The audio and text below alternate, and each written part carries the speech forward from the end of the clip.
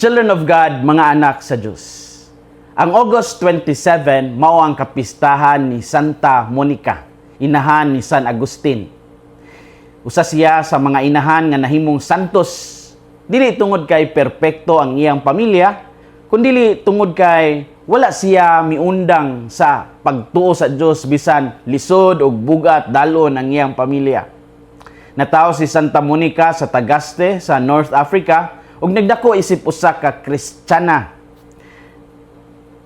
Ang nakaparat, naminyo siya kang Patricius, usa ka tawo nga lahi ang religious background ug adunay lisod nga kinaiya. Human sa sayo nga pagkamatay sa iyang bana, gipadako ni Monica ang iyang tulo ka anak, duha ka lalaki ug usa ka babae, si Agustin ug si Navigius, ug ang iyang anak nga babae ginganlan og Perpetua. Apan ang iyang anak nga si Agustin nahimong dakong hinungdan sa iyang mga kabalaka tungod sa pagkalayo sa pagtuo ni Agustin ug sa daw immoral nga kinabuhi niini.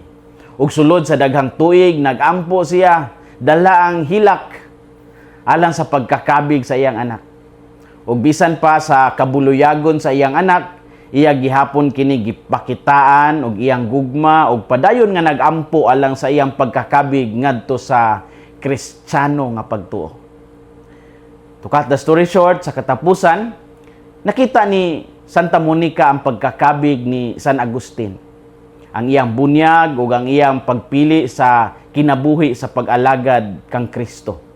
Ug human sa iyang kamatayon sa lugar sa Ostia sa Roma niadtong 387 AD, nagpabilin ang panig-ingnan ni Santa Monica isip usa ka inahan nga nagdaig sa Dios bisan dugay ang tubag sa iyang mga pag-ampo. Mao kini ang nindot nga background sa atong ebanghelyo karon. Ang ebanghelyo naghisgot sa pagkaandam. Tungod kay wala kita mahibalo kanus amang gyud moabot ang Ginoo. Dili ni pagpahadlo kanato bahin sa katapusan sa kalibutan, kundili pag-awhag nga mahimong matinud-anon bisan walay nagtan-aw nato. Si Santa Monica daw usa ka ehemplo niini nga pagkaandam. Wala siya maghulat nga mausab dayon si Agustin aron mahimong matinud-anon sa iyang tawag isip inahan. Nagpabilin siya sa pag-ampo, sa gugma ug paglaom. Unsay makutlo nato karong adlaw? Unang punto, ang pagka matinud-anon makita sa adlaw-adlaw nga buhat. Ang pagkaandam nga gihisgutan ni Hesus dili lamang bahin sa pag-andam alang sa usa ka dakong panghitabo. Kini mahitungod sa pagkamatinud-anon sa ordinaryong mga adlaw. Ang sulugon sa ebanghelyo wala gisugo sa paghimo og kanang ngungay nato mga spectacular, no, mga pasabog nga mga butang. Gihatagan lamang siya og responsibilidad o gilauman nga iyang tumano ni samtang naghulat sa iyang agalon. Mosab niya ang kinabuhi ni Santa Monica. Ang iyang bukasyon, no, dili nato maingon nga kanang glamorosa, no? Adlaw-adlaw siya nagatiman, nagantos, nagampo og naghulat. Sigon pa ni Jesus, "Blessed is that servant whom his master will find doing so when he comes." Matthew 24:46. Sa binisaya nga hubad, bulahan ang sulugoon nga iyang makaplagan nga nagbuhat niini sa iyang pag-abot. Dili mag-andam lang kung kana ganing hapit na, last minute kanang cramming. Ang tinuod nga pagkamatinud-anon mao ang pagpadayon sa husto nga buhat bisan walay pagdaig o bisan wala pa makita ang resulta. Daghang butang sa kinabuhi nga dili nato makita dayon ang bunga. Ang ginikanan magampo alang sa anak. Ang pari mag-alagad bisan usahay kapoy. Ang usa ka tawo mo pasaylo bisan wala pa mangayo og pasaylo ang nakasala kaniya. Ang trabaho nato mao ang pagpadayon sa pagbuhat sa maayo samtang naghulat sa Dios. Ang pagka matinud-anon makita sa adlaw-adlaw nga buhat. Ikaduhang punto, Ang atong mga buhat nakabase sa pagtuo nga ang Dios nagpadayon sa paglihok bisan wala pa nato makita ang tubag sa atong mga pag-ampo. Ang ebanghelyo naghisgot usab sa usa ka dakong peligro, no?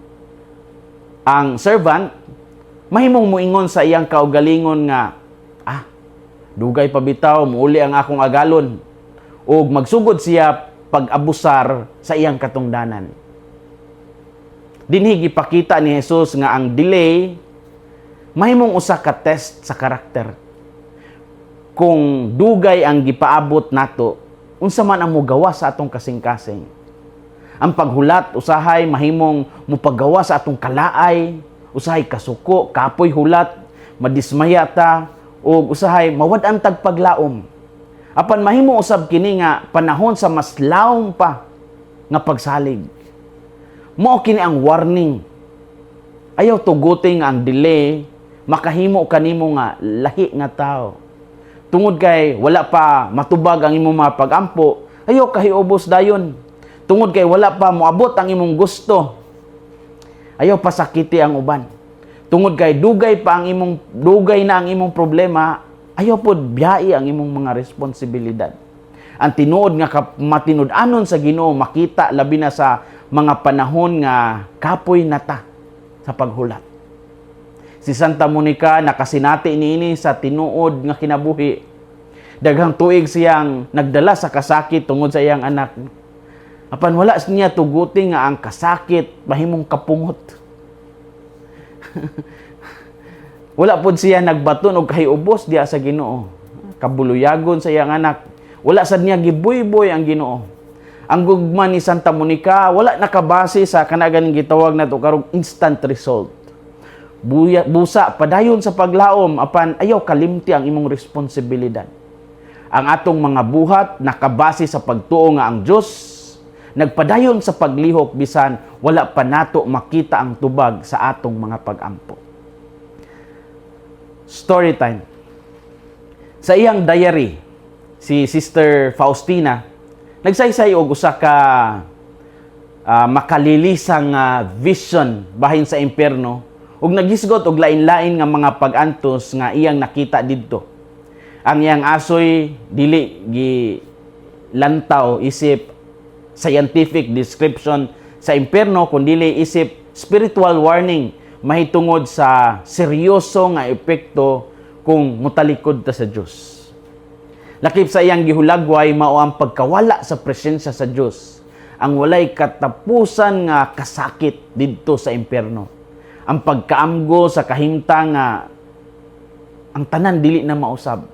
Ang spiritual nga mga pag-antos, ang kahadlok sa kasakit, ang pagbati nga walay makatabang ug ang kawalay paglaom nga resulta sa gihimo sa kalag nga separation gikan sa Dios. Ang tumong sa maong vision mao ang pagdasig sa mga tawo nga dili magduwa-duwa sa sala ug dili pud abusuhan ang kaluoy sa Dios. Sa samang higayon ang Catholic Church nagtan-aw usab niining mga private revelations sama niini dili isip bag-ong public revelation nga kinahanglan tuuhan sama sa ebanghelyo. Ang mensahe nga angay at natong kuptan mao ang tawag sa repentance, conversion ug pagsalig sa divine mercy. Busa dili kita magkinabuhi tungod sa kahadlok lamang sa silot. Magkinabuhi kita nga matinud-anon tungod kay gihigugma nato ang Dios ug gusto nato nga mahimong andam sa iyang pag-abot. Children of God, mga anak sa Dios, ayaw hulata ang kanaganing grandioso pa nga mga milagro aron magsugod ta pagbuhat og maayo. Buhato nato ang atong responsibilidad karon. Padayon ta sa pag-ampo bisan usahay mabati nato nga dugay o delay masyado ang tubag sa Dios. Atong lantawon si Santa Monica. Salig ta nga ang Dios naglihok bisan dili pa nato makita ang mga resulta. Di pud nato sukdon ang gugma sa Dios pinaagi sa kadali sa iyang tubag. Himuon nato nga ang matag adlaw mahimong hagit sa atong pagkamatinud-anon. Kay ug kung moabot na ang Ginoo, atong panghinaot nga makaplagan taniya nga nangalagad nga matinud-anon. Hinaot nga ang kasing-kasing ni Kristo maghari sa atong mga kasing-kasing. Kini si Father Felmar Castrodes, Fiel SVD, ang inyong magsisibya sa maayong balita. Gikan dinhi sa Radio Veritas Asia, Fairview, Quezon City, the Philippines. Sinumdumi ang kinabuhing Kristiyano, kinabuhi sa pagserbisyo.